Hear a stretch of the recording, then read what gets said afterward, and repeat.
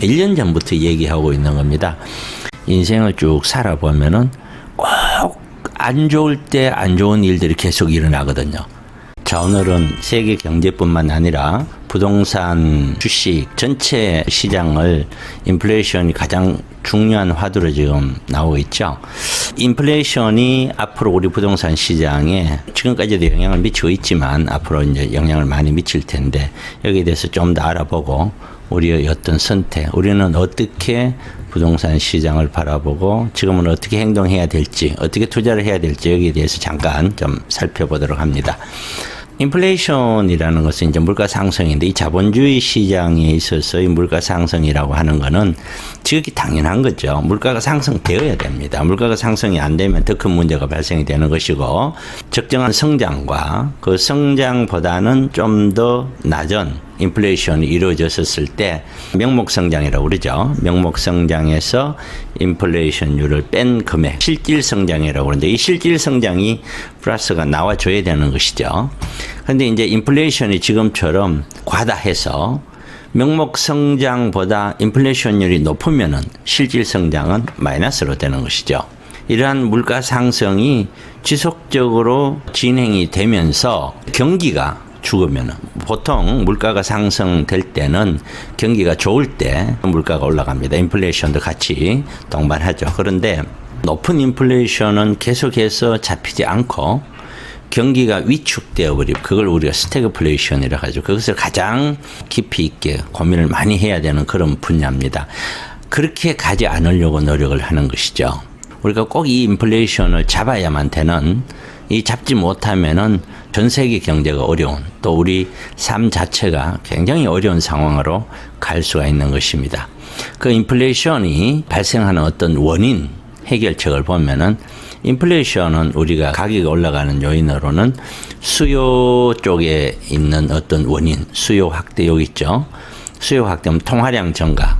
예를 들어서 지난번 코로나라는 상태가 있었죠. 코로나 사태 때 거리두기를 하고 적절하게 이제 경제 순환이 되질 않으니까 경기가 위축되죠. 그러니까 경기를 살리기 위해서는 소비와 투자가 일어나야 되는데 이러한 소비 투자를 확대해 나가기 위해서 각 나라가 돈을 풀기 시작을 했죠. 이 통화량 증가 이것이 곧 수요의 확대입니다. 이 통화가 증가되어서 수요가 확대가 되고 이러한 통화량이 증가가 수요의 확대가 소비나 투자 쪽으로 잘 흘러가면은 좀 괜찮은데 쉽게 돈을 벌 수 있다고 생각하는 우리는 부동산이나 또는 주식으로 돈이 흘러가서 전 세계 경제가 주식과 부동산을 폭등을 시키면서 소비 투자는 그렇게 많이 그 돈이 흘러가지 않아서 경기가 쉽게 잘 살아나지 못하는 그런 현상이 발생이 되었죠. 그래서 이번 인플레이션은 수요가 확대돼서 올라갔다. 첫 번째 원인입니다. 이러한 통화량 증가에 의한 인플레이션은 해결책이 금리가 인상이 되면은 대출 금리가 너무 높기 때문에 시중에 돈이 많이 풀려나가기가 어렵죠. 시중에 돈이 많이 풀려나가지 않으면은 아무래도 시중에 통화되는 전체 통화가 아니라 시중에 거래되고 유통되는 유통 통화가 줄어들게 되죠. 금리가 인상으로 인해서 통화량이 줄어들고 이러한 통화량이 줄어들면 수요가 줄어들게 되죠. 그럼 수요가 줄어들게 되면은 조금씩 낮아지겠죠. 그렇게 해결하는 방법이 하나가 있고 그다음에 두 번째는 이 공급 축소로 인해서 1번은 우리가 수요 확대에 의해서 인플레이션이 발생이 됐다면 2번은 공급이 원활하게 되지 않아서 가격이 올라가는 그런 현상이 있습니다. 이번에 이거 같은 경우는 코로나로 인해서 각 나라와 나라 간의 무역이라든가 이런 것이 원활하게 오고 가고 할 수가 없는 그런 상황이 됐죠. 그러다 보니까 충분히 이제 원산지에서 다른 나라로 무역이 자유롭게 가고 해야 되는데 그게 안 되니까 공급이 부족하고 가격이 올라가는 그런 현상이 있고 그리고 지금 벌어지고 있는 우크라이나 전쟁이죠. 이런 우크라이나 전쟁은 보시는 바와 같이 우크라이나가 밀곡창지대라고 합니다. 전쟁으로 인해서 전 세계가 미국을 중심으로 해서 서방국들은 러시아를 통제하고 있고 그러면 러시아 입장에서는 러시아가 가지고 있는 가스라든가 천연 어떤 원자료들이 있죠. 그런 것들이 제대로 전 세계의 다른 나라에 공급이 돼줘야 되는데 그런 것들이 공급이 또 안 되고 그러면 당연히 원자재 가격 자체가 굉장히 높아질 수밖에 없죠. 원자재가 높아지니 가격이 올라가겠죠. 코로나와 우크라이나 전쟁 이 두 가지 요인으로 인해서 공급이 원활하지 못해서 가격이 올라가는 동시에 지금 작용하고 있다. 그런데 이러한 공급 축소로 인한 해결책은 공급이 확대되면 돼요. 코로나가 종식이 되고 또 종전이 되면서 각 나라들이 자유무역이 원활하게 가면은 이것이 해결이 되는데 코로나 종식은 될 수 있다라고는 보지만 지금 현재 바로 코로나 종식이 된 건 아니죠.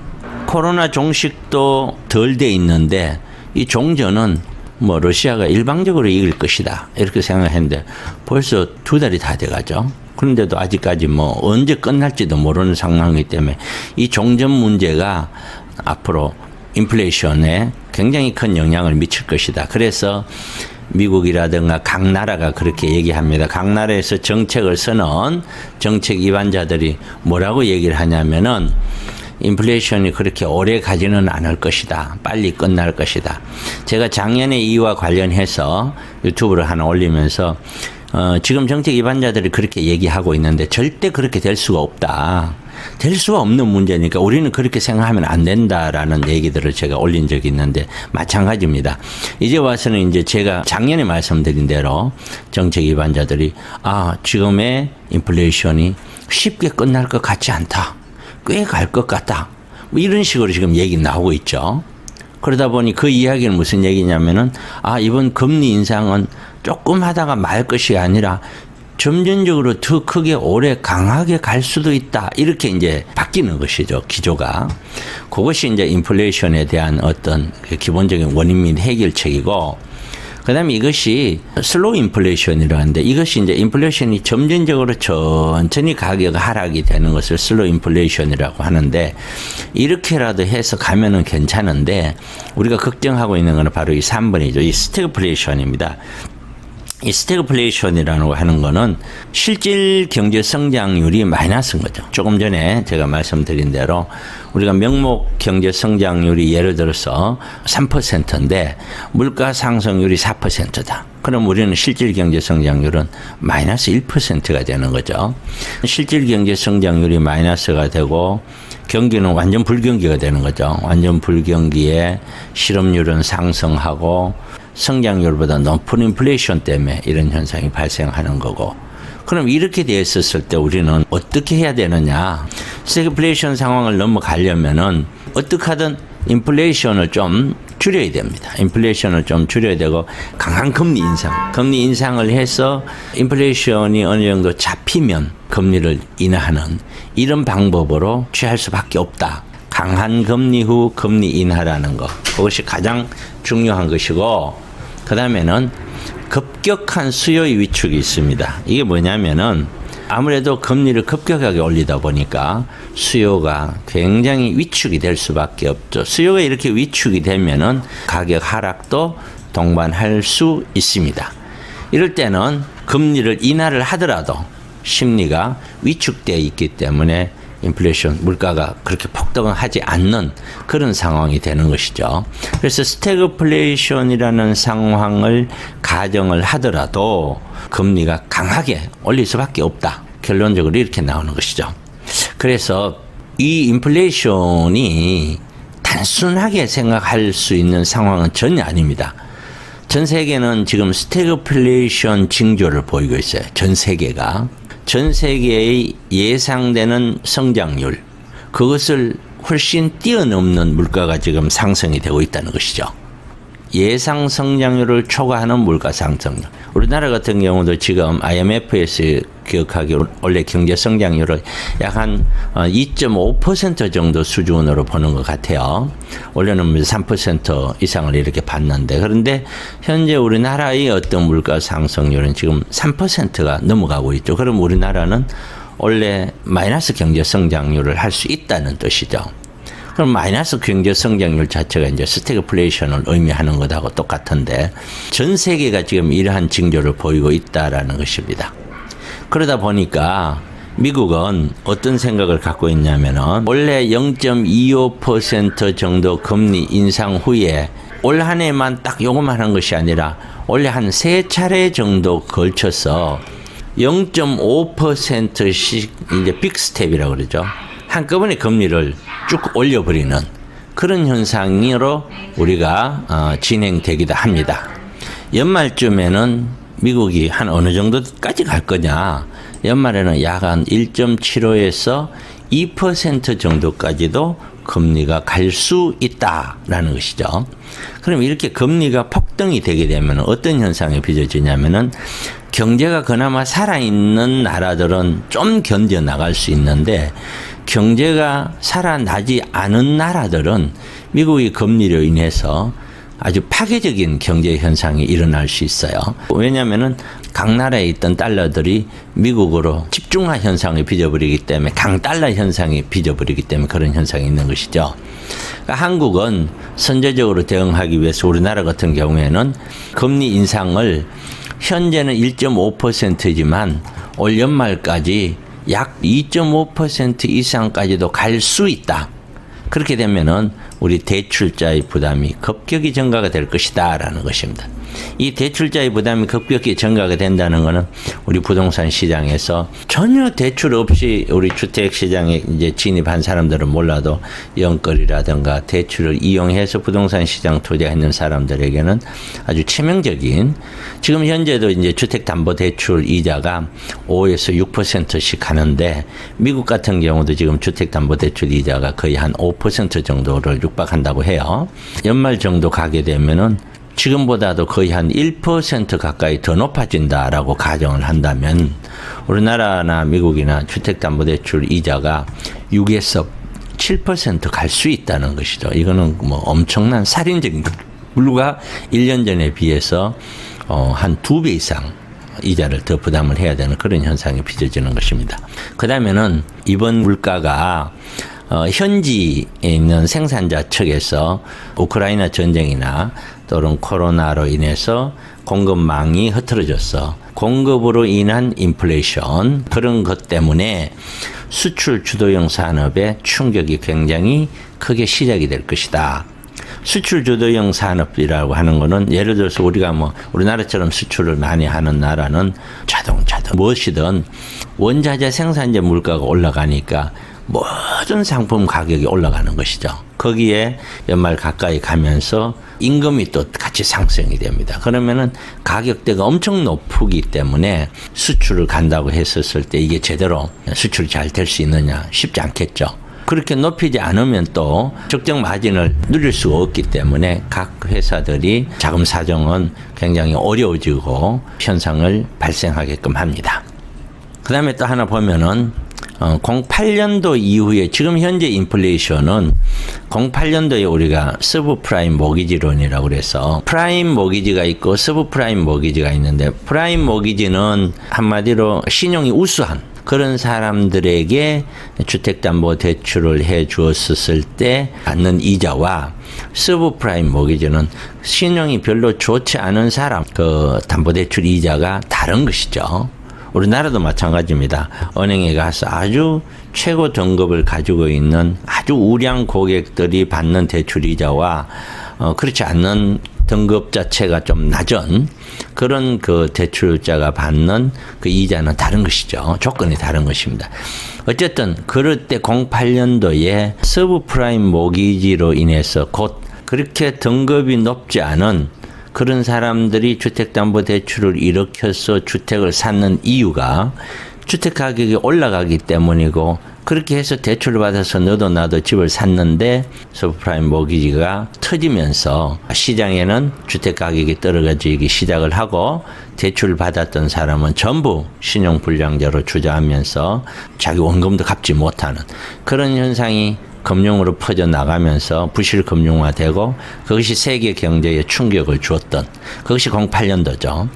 그때 이후에 최대의 인플레이션이라고 합니다. 지금 현재 인플레이션이 가격이 그러니까 지금 한 14년여 만에 가장 높은 물가 상승을 기록하고 있다는 거죠. 그 이야기는 어떤 식으로 바라보든 분명한 거는 지금 한 14년 이래의 가장 위험한 단계까지 와 있다. 또 지금 현재 폭발적인 인플레이션은 40년 이내에 가장 높은 어떤 물가 상승이다. 이런 얘기도 또 합니다. 굉장히 어렵다라는 건 틀림이 없죠. 그 다음에는 또 하나 볼게요. 다섯 번째는 우크라이나 전쟁이죠. 파급 효과가 이게 어느 정도로 그 파급 효과가 올지는 아무도 모른다는 거죠. 적어도 단기에는 해결이 어려울 것이다. 짧게 해결이 어렵다는 것은 뭐 모든 사람들이 인지를 하고 있는 그런 일들입니다. 자, 당장 조금 전에 제가 우크라이나 얘기를 하면서 이런 얘기도 했었죠. 우크라이나는 밀곡창지대라고 하는데 이런 얘기도 잠깐 언급했습니다. 그 이야기는 당장 지금부터 올 가을쯤 되면은 아마 밀가루 관련된 어떤 그 가격대가 폭등할 거다. 그러면 뭐 우리는 뭐 라면이든 국수든 불보듯 뻔한 것이죠. 이 밀가루가 원활하게 시장 안정을 찾으려면 첫째, 생산이 원활하게 돼야 되는데 이건 공산품하고 달리 밀가루라는 것이 매일매일 만들어내는 것이 아니라 1년에 한 번씩 만들어내는 거잖아요. 이게 농산품이니까. 그런데 경제가 파괴됐고 나라가 파괴됐으면 농사를 제대로 짓기도 어렵고 앞으로 이게 해결이 되고 지어서 공급이 나올 때까지는 계속해서 모자란다는 얘기거든요. 그러면 이렇게 많은 모자란 것은 밀가루 가격을 폭등을 일으킬 것이고 모든 우리 식품들, 우리가 먹는 식단 보면은 전부 밀가루입니다. 튀김하는 거라든가 무슨 뭐 반죽을 하든가 빵을 만든다든가 뭐 전부 밀가루거든요. 라면, 국수 뭐 그 많은 것들이 전부 식료품들이 가격이 오를 수밖에 없다.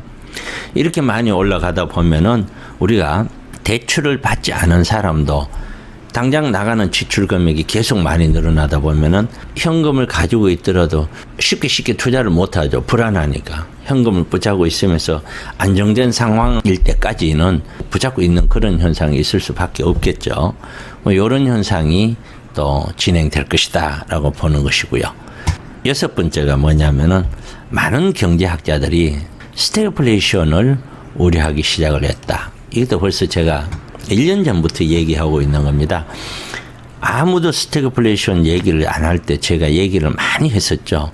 충분히 우리는 이렇게 될 수 있다는 사실을 기억을 해야 된다. 이런 얘기를 꼭 했었고 1년 전 얘기입니다. 1년 전에 제가 했던 얘기들 중에 앞으로 무슨 일이 어떻게 일어날지는 아무도 모른다. 우리가 인생을 쭉 살아보면은 꼭 안 좋을 때 안 좋은 일들이 계속 일어나거든요. 그렇기 때문에 단순하게 코로나가 끝나면 다 해결될 것이야. 절대로 그렇게 생각해서는 안 된다. 또 다른 무슨 위험이 어떻게 일어날지 아무도 모른다. 그러니까 항상 긴장을 해야 된다. 그렇기 때문에 이 상황에서 우리가 투자를 하더라도 안정적인 투자를 해야 된다. 그런 생각을 꼭 우리 시청자분들이 가져주면 어떨까 하는 생각입니다. 결과론적으로는 향후에 제가 예상해 보건대는 이런 거죠. 소비 투자는 위축될 수밖에 없는 것이고 지금까지 풀린 돈에 의해서 가격이 올랐던 부동산과 주식은 상당 부분 하락할 수밖에 없는데 제가 생각하는 저희 뭐 감과 촉이랄까요. 이거는 전반적인 어떤 지금 현재 인플레이션이 쉽게 1, 2년 사이에 끝날 것 같지가 않다. 전 세계가 이 스태그플레이션화 될 가능성이 굉장히 높아서 주식이나 부동산 가격 하락이 생각보다 훨씬 더 크게 올 수 있다. 저는 그렇게 봅니다. 그래서 지금 현재 상태에서 우리가 투자할 수 있는 분야는 저는 이런 결론을 내고 싶어요. 첫째, 차익형 상품 등 위험이 큰 상품. 그러니까 묻지마 투자. 이거 하나 사두면 언젠간 개발되지 않겠어. 뭐 이런 형태의 투자는 좀 자제하는 게 맞지 않나. 그리고 너무 올랐는 아파트라든가 재개발, 재건축 같은 이미 가격 상승이 너무 꼭대기 가 있는 그런 투자는 좀 자제를 하는 것이 맞지 않느냐라는 생각이고. 그러면 지금 현재에서는 그 안정적인 상품 투자. 안정적인 상품이라고 하면 부동산에서는 이제 월세 나오는 형태. 월세 나오는 형태는 월세만 잘 나온다면 수익형 상품 나름대로 안정적인 투자가 되겠죠. 그런 투자라든가 아니면은 어떤 소액 갭 투자를 잘해서 요 짧은 기간 안에 뭐 15년, 20년이 아니라 적어도 7, 8년, 많게는 10년 안쪽에 투자한 돈이 전부 다 나와버리는 거죠. 그래서 다시 돈을 쓸 수 있는 그런 갭 투자 형태의 월세 나오는 어떤 상품, 그런 형태를 투자를 하든지, 그 투자를 하면서 일부 현금을 확보를 해서, 이 현금 일부 확보된 것은 아파트 시장이 전체가 조정된다는 가정하에, 조정이 된다면 그때 우리가 투자할 수 있는 상품은 굉장히 많아지니까요. 사실 지난번 금융위기 이후에 2009년도로 지나면서 2010년도부터 가격 조정이 일어나서 2013년, 14년이 바닥이었죠. 그래서 2012년도께부터 2016년도 사이에 정말 많은 분들에게 제가 재개발 물건도 사주고 아파트도 사주고 했었거든요. 그때 사줬던 것은 정말 큰 이익들이 나왔고, 그런 것은 뭐 제가 하나 특수하게 잘했다기보다는 흐름 따라서 지극히 당연하게 시장이 조정되는 걸 지켜보고 조정 후에 가야 될 것과 그렇지 않아야 될 것, 아파트 소형 같은 거는 시대적 흐름에 따라서 나왔던 상품들이라서, 그런 상품들은 물건만 좋으면 꾸준하게 아파트 시장 무너지더라도 그거는 좋으니까 제가 계속 구입을 하라고 권해드렸던 거거든요. 그 결과가 잘 맞아떨어지고 있다, 이런 생각이 듭니다.